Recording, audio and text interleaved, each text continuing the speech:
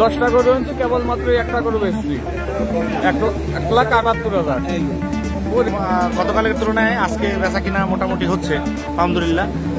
আশা করি আরো বেচা কিনা হবে। সর্বোত্তম চেষ্টা করতেছে পাইকার ক্রেতা এবং বিক্রেতা যাই হোক সকলকে নিরাপত্তা দেওয়ার চেষ্টা করতেছে এবং আমাদের প্রশাসনও সহযোগিতা করতেছে।